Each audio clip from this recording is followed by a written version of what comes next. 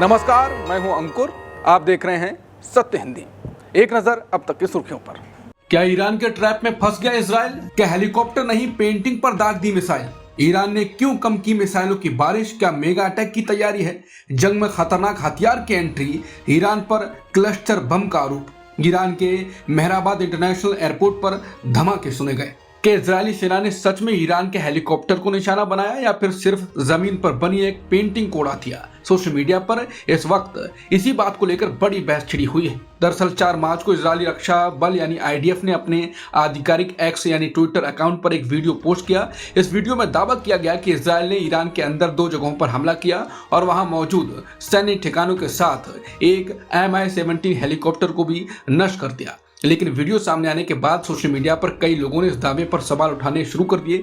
कुछ यूजर्स का कहना है कि वीडियो में जो निशाना दिख रहा है वो असली हेलीकॉप्टर नहीं बल्कि जमीन पर बनाया गया एक नकली चित्र या पेंटेड डिकॉय है। आलोचकों का कहना है कि अगर वहां असली हेलीकॉप्टर होता तो विस्फोट के बाद उसके पंखों और ढांचे पर बड़ा बदलाव दिखाई देता। उनका दावा है कि इजरायल ने शायद एक चित्र या नकली निशाने पर मिसाइल दाग दी। हालांकि कुछ दूसरे यूजर्स का कहना है कि वीडियो में धुएं की दिशा और विस्फोट के असर को देखकर ऐसा लगता है कि वहां कोई असली सैन्य उपकरण भी मौजूद हो सकता था। इसी बीच स्थानीय मीडिया की कुछ रिपोर्ट्स में दावा किया गया है कि ईरान ने अपने सैन्य ठिकानों की सुरक्षा के लिए जमीन पर हेलीकॉप्टर जैसे नकली चित्र बनाकर दुश्मन को भ्रमित करने की रणनीति अपनाई है। अगर ये सच है तो इसे एक बेहद चालाक सैन्य रणनीति माना जा सकता है, क्योंकि एक इजरायली मिसाइल की कीमत करीब $40,000 से लेकर $30 लाख तक हो सकती है, जबकि ऐसी नकली पेंटिंग या डिकॉय बनाने में सिर्फ कुछ डॉलर ही खर्च होते हैं। यानी अगर दुश्मन इन नकली निशानों पर हमला करता है तो उसके महंगे हथियार और संसाधन बेकार खर्च हो सकते हैं।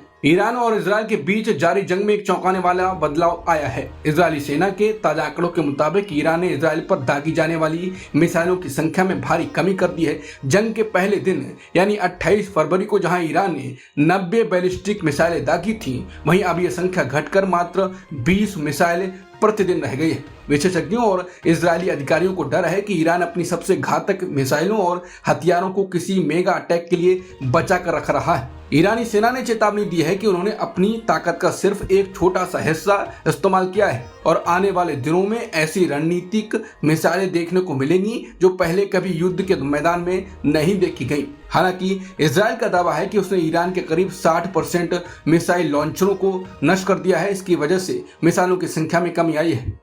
मिडिल ईस्ट में चल रही जंग के बीच में इजरायल ने ईरान पर क्लस्टर बम इस्तेमाल करने का आरोप लगाया। इजरायल का कहना है कि युद्ध शुरू होने के बाद से ईरान कई बार क्लस्टर बम दाग चुका है। क्लस्टर बम ऐसे हथियार होते हैं जो हवा में फटते हैं और छोटे छोटे बमों को बड़े इलाके में फैला देते हैं। इनमें से कई छोटे बम जमीन पर गिरने के बाद तुरंत नहीं फटते और बाद में भी विस्फोट हो सकता है। इसी वजह से इन हथियारों को आम लोगों के लिए बेहद खतरनाक माना जाता है, खासकर बच्चों के लिए। कई बार युद्ध खत्म होने के बाद भी जमीन में पड़े ये छोटे बम लोगों की जान लेते हैं। गौरतलब है कि 2008 में क्लस्टर म्यूनिशन पर अंतर्राष्ट्रीय संधि हुई थी, जिसमें ऐसे हथियारों के इस्तेमाल, उत्पादन और भंडारण पर रोक लगाने की बात कही गई थी। लेकिन ईरान और इजरायल दोनों ही संधि का हिस्सा नहीं है, इसलिए इन हथियारों के इस्तेमाल को लेकर विवाद और चिंता बढ़ गई है।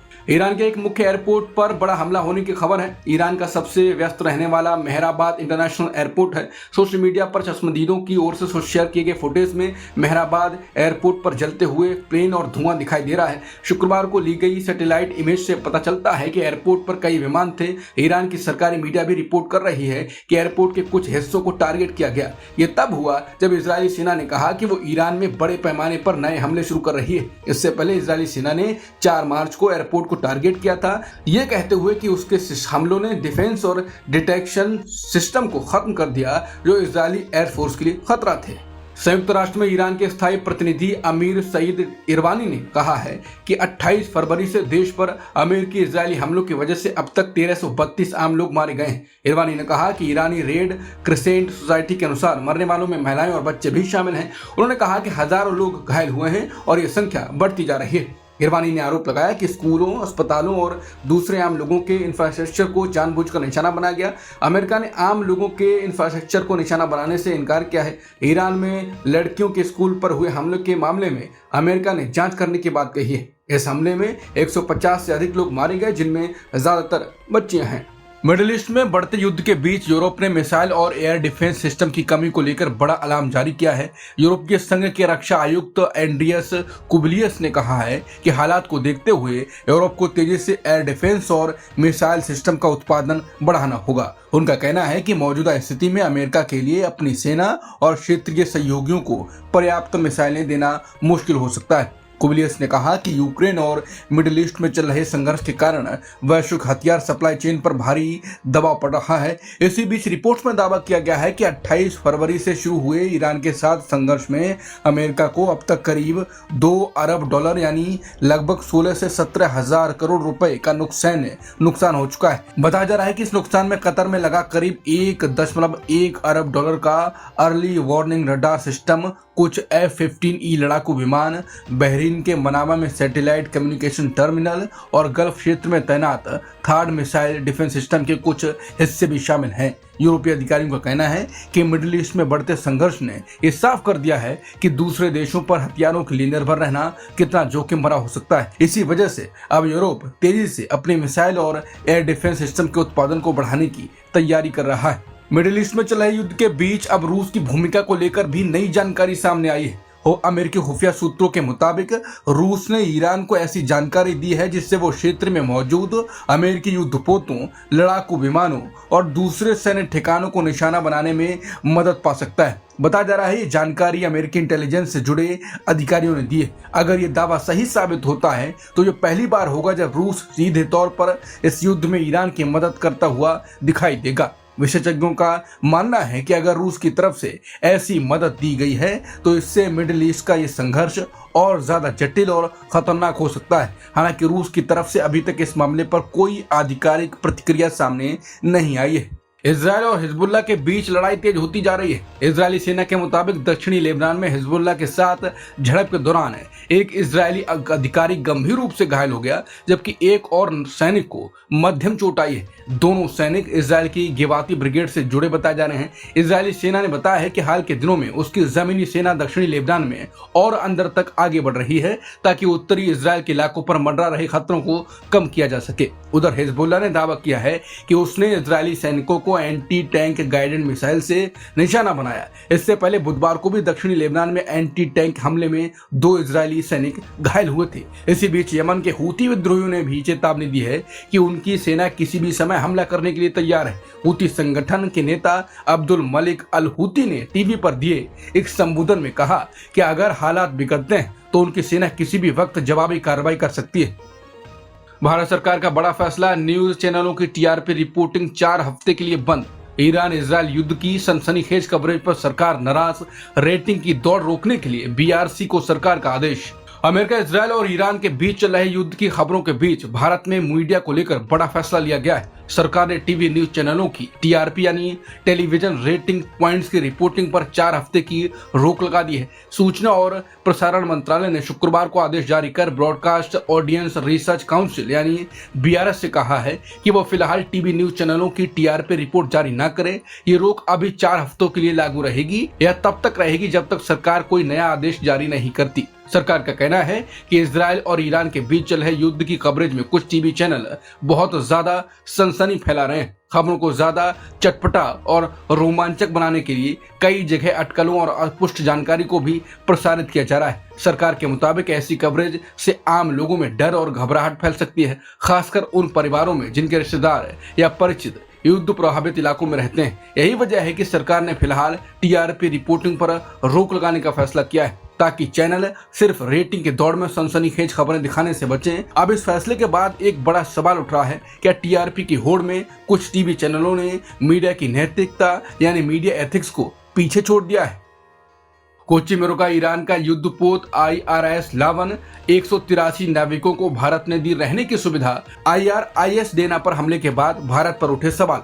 भारत ने एक ईरानी युद्धपोत के नाविकों को मदद दी है। भारतीय अधिकारियों के मुताबिक 28 फरवरी को ईरान के युद्धपोत IRIS लावन की ओर से भारत को संदेश मिला था कि जहाज में तकनीकी समस्या आ गई है और उसे तुरंत बंदरगाह पर रुकने की जरूरत है। इसके बाद भारत सरकार ने 1 मार्च को कोच्चि बंदरगाह पर जहाज को रोकने की अनुमति दे दी। ये जहाज 4 मार्च से कोच्चि में खड़ा है। सरकारी अधिकारियों के अनुसार भारत सरकार ने इस जहाज पर मौजूद 183 नाविकों के लिए कोच्चि में रहने की व्यवस्था भी की है। दरअसल इसी हफ्ते भारत सरकार की आलोचना भी हुई थी। आलोचना इसलिए हुई क्योंकि ईरान का एक और युद्धपोत IRIS डेना जो भारत में आयोजित नौसैनिक अभ्यास में शामिल हुआ था, उसे अमेरिकी पनडुब्बी ने निशाना बना दिया था। रिपोर्ट्स के मुताबिक इस हमले में डेना जहाज के 80 से ज्यादा नाविकों की मौत हुई थी, जबकि 32 लोगों को बचा लिया गया और कई लोग अभी भी लापता बताए जा रहे हैं। आलोचकों का कहना है कि भारत ने जिस जहाज को अपने नौसैनिक अभ्यास में बुलाया था, उस पर हमले के बाद भी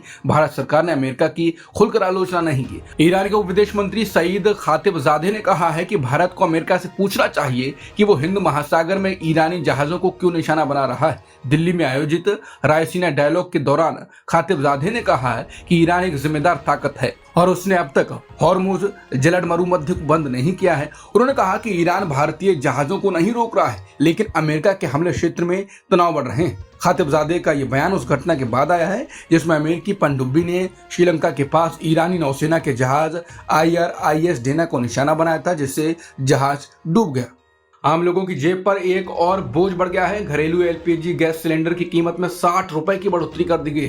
तेल कंपनियों ने यह फैसला ऐसे समय में लिया है जब पश्चिम एशिया में चल रहे युद्ध के कारण ऊर्जा की कीमतों पर दबाव बढ़ रहा है। इसी वजह से ऑयल मार्केटिंग कंपनियों ने गैस के दाम में संशोधन किया है। नई कीमत लागू होने के बाद से 14.2 किलो वाले घरेलू LPG सिलेंडर की कीमत दिल्ली में अब 913 रुपए हो गई। ये कीमत उन ग्राहकों के लिए है जो बिना सब्सिडी वाले सिलेंडर का इस्तेमाल करते हैं, यानी ज्यादातर सामान्य उपभोक्ता। वहीं दूसरी तरफ 19 किलो वाले कमर्शियल LPG सिलेंडर के दाम में भी बड़ी बढ़ोतरी की गई है। कमर्शियल सिलेंडर की कीमत 115 रुपए बढ़ा दी गई है। नई दरों के मुताबिक दिल्ली में 19 किलो का कमर्शियल सिलेंडर अब 1883 रुपए में मिलेगा, जबकि मुंबई में इसकी कीमत 1835 रुपए हो गई है। नेपाल में हुए संसदीय चुनावों के नतीजों के शुरुआती रुझानों में राष्ट्रीय स्वतंत्र पार्टी यानी RSP तेजी से उभरती हुई ताकत बनती दिखाई दे रही है। 5 मार्च को हुए चुनावों की मतगणना जारी है और शुरुआती आंकड़ों के मुताबिक RSP नेपाल की प्रतिनिधि सभा में 100 से ज्यादा सीटों पर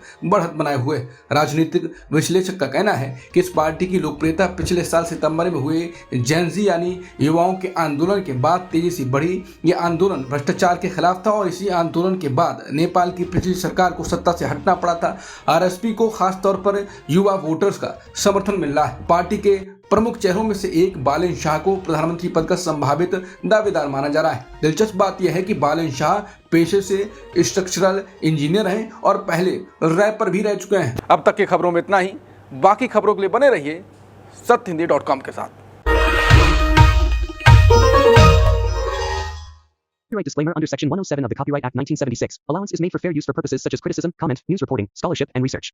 Fair use is a use permitted by copyright statute that might otherwise be infringing.